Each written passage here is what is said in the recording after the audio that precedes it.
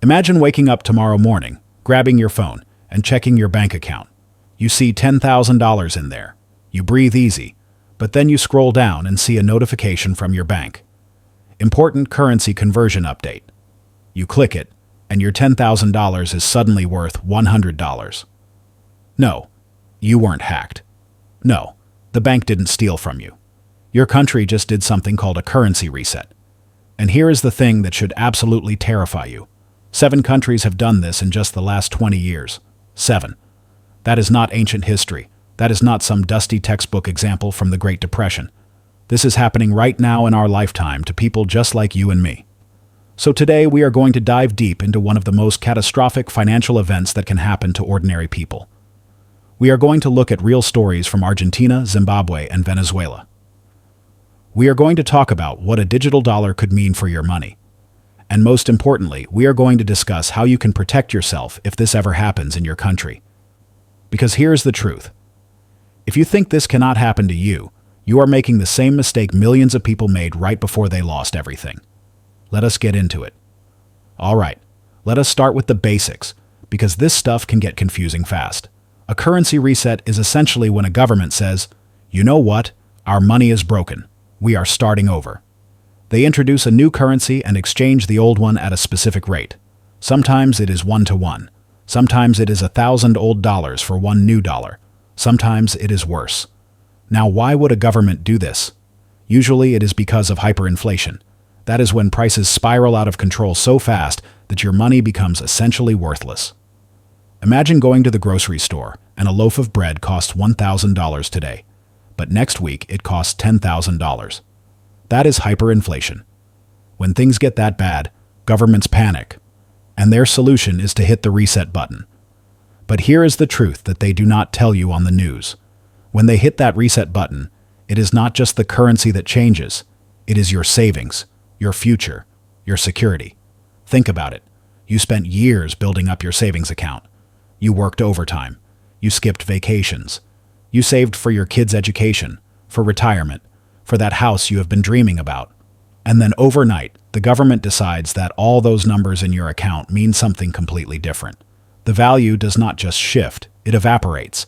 And the worst part is, there is usually nothing you can do about it. By the time they announce it, it is already too late.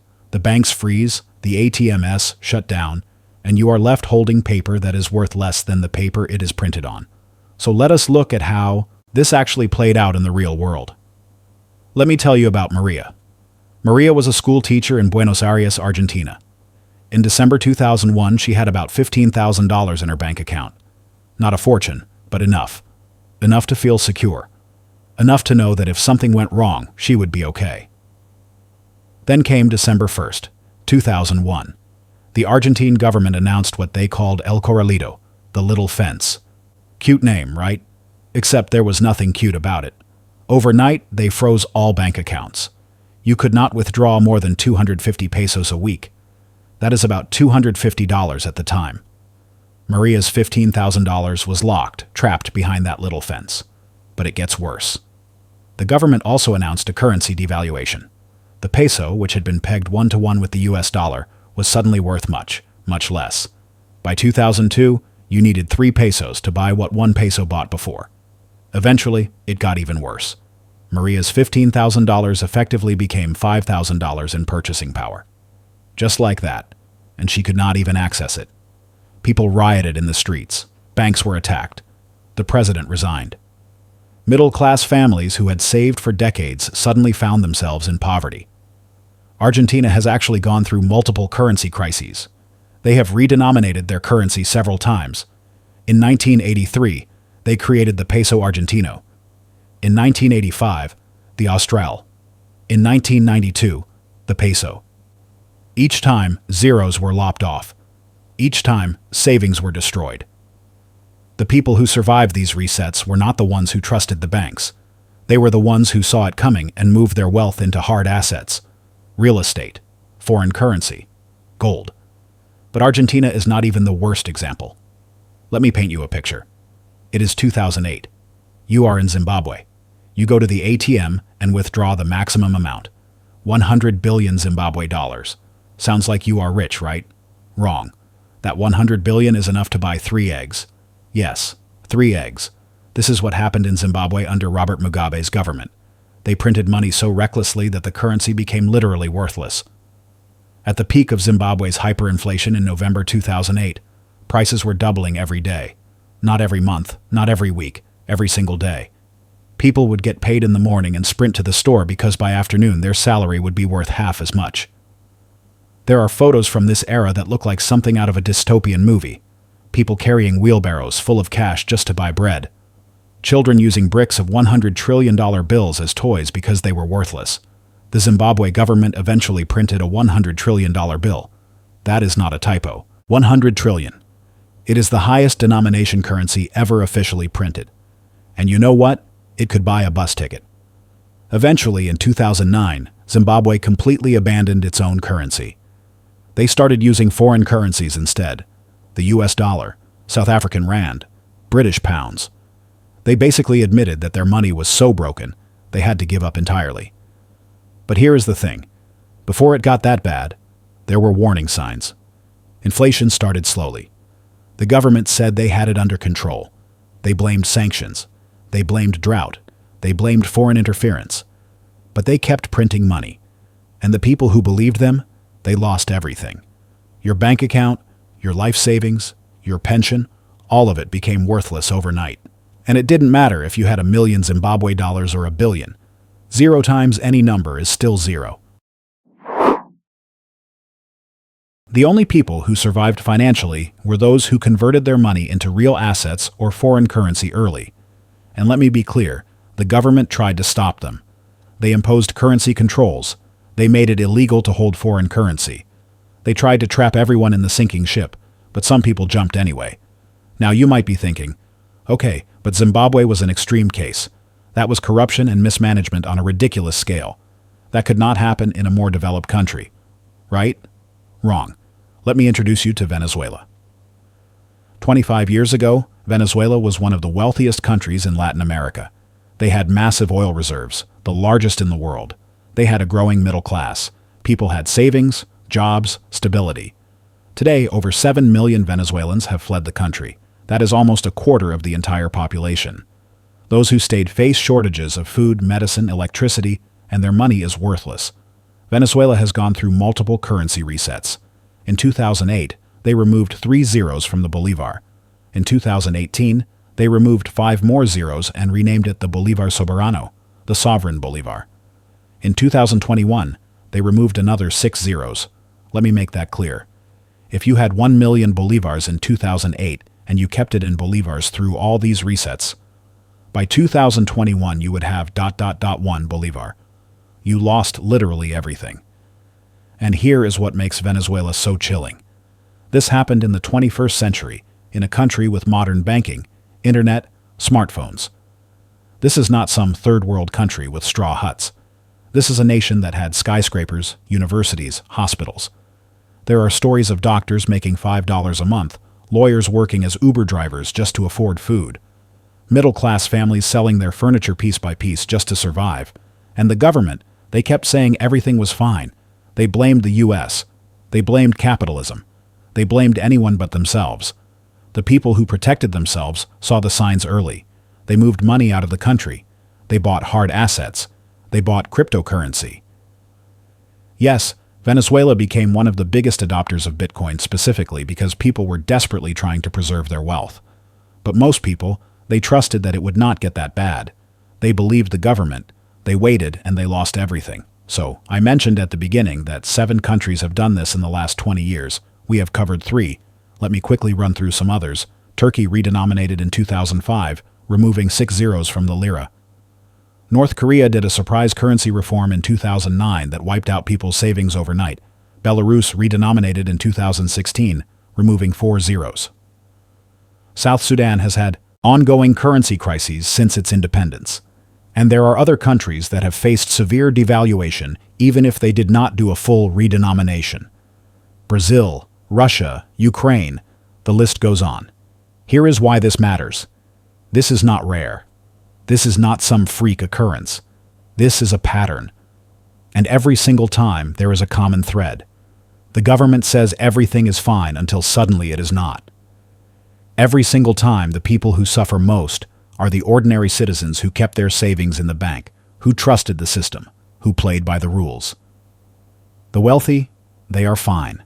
They have assets abroad. They have property, gold, foreign investments. They can ride it out or leave entirely. But the middle class, they get destroyed. And that brings us to something that should make everyone nervous: the digital dollar. Now, the United States Federal Reserve, or the Fed, the Central Bank of the United States, and many other central banks around the world are exploring something called Central Bank Digital Currencies, or CBDCs. The pitch sounds great, right? Digital money, fast transactions, financial inclusion, efficiency. But let us talk about what a CBDC really means. A central bank digital currency would essentially be money that exists only digitally, controlled directly by the central bank. Every transaction could be tracked. Every dollar could be programmed with rules. Think about that for a second. What if the government could set an expiration date on your money? Spend it by next month or it disappears. What if they could decide what you are allowed to buy? Sorry, you have reached your limit on gas this week. What if they could freeze your account instantly without a court order? Sound far-fetched? China already has a digital yuan, and they have used it to control behavior. They have literally programmed money to only work in certain areas or for certain purchases. Now, here is where this connects to currency resets. A digital currency makes a reset incredibly easy. With physical cash, you need to print new bills, collect old ones, coordinate banks. It is messy and complicated. But with digital currency, it is just changing numbers in a database. Imagine this scenario. The US has massive debt, which it does. Inflation is out of control, which many people argue it has been. The government decides to introduce a new digital dollar to stabilize the economy. They announce that everyone's bank accounts will be converted at a rate of, say, 10 old dollars to 1 new dollar. They call it modernization. They say it is necessary. And just like that, your savings are cut by 90%. Impossible? Go ask Maria in Argentina. Go ask the people in Zimbabwe. Go ask Venezuelans who lost everything. They all thought it was impossible too. Now, I am not saying this will definitely happen. I am not a fortune teller. But I am saying the infrastructure that would make it easy is being built right now, and history shows us that when governments have the power to reset currency, eventually they use it. All right, enough doom and gloom. Let us talk solutions. Because here is the good news. You are not helpless. There are concrete steps you can take to protect your wealth from a potential currency reset. This is stuff that people in Argentina, Zimbabwe, and Venezuela wish they had done sooner. First, diversify your currency holdings. Do not keep all your money in one currency. If you are American, consider holding some euros, British pounds, Swiss francs, or Japanese yen. Yes, there are restrictions and tax implications. But having some currency diversity means you are not completely exposed if one currency collapses. Second, hard assets. This is the big one. Throughout history, when currencies collapse, hard assets hold value. What are hard assets? Real estate, land, and property have intrinsic value. People always need places to live and work. Yes, property values can drop, but real estate tends to preserve more wealth than cash during a currency crisis. Gold and silver. For thousands of years, precious metals have been a store of value. Governments can print money, but they cannot print gold. Physical gold and silver that you can hold in your hand, not paper certificates, not exchange-traded funds or ETFs, but actual physical metal. Commodities, things people actually need. In Venezuela, people who owned farmland or had stockpiles of basic goods survived much better than those with cash. Third, skills and knowledge. This might sound weird, but hear me out. Your skills cannot be inflated away. If you are a plumber, an electrician, a doctor, a mechanic, you have value that transcends currency. During a currency crisis, barter systems often emerge. The person who can fix things, grow things, or heal people has power. Fourth, cryptocurrency. Now this one is controversial, and I am not giving financial advice here, but it is worth noting that many people in Venezuela, Argentina, and other countries with currency crises have used Bitcoin and other cryptocurrencies to preserve wealth. Crypto has its own risks, volatility, regulation, technology issues, but it is decentralized, which means no single government can just turn it off or reset it. It is worth learning about at minimum. Fifth, keep some physical cash. If a currency reset happens, there is often a period where banks are closed and digital systems are down. Having physical cash on hand, enough for a few weeks of expenses, can be a lifeline. Yes, that cash might lose value, but it gives you options while everyone else is panicking. Sixth, stay informed and watch for warning signs. Currency resets do not happen in a vacuum. There are warning signs. Rapid inflation, government debt spiraling, central banks printing massive amounts of money, currency controls being implemented, capital flight, wealthy people moving money out, political instability. If you see these signs, it is time to act, not hope things get better. Seventh, have a plan. This is crucial. If things go south, what is your plan? Do you have important documents ready? Do you have assets that are portable? Do you have contacts or family abroad? Do you have skills that would be valuable anywhere? I am not saying become a doomsday prepper living in a bunker. I am saying have a plan B, because the people who survived these crises best were not the ones who had the most money. They were the ones who had the most options. The system is not designed to protect you. Banks, governments, financial institutions, they all talk about protecting depositors and financial stability. But when push comes to shove, when a real crisis hits, you are on your own. In every currency reset we have discussed, the government's priority was the government. The bank's priority was the banks. The central bank's priority was the central bank. You were expected to take the loss for the good of the economy. And here is the really uncomfortable part.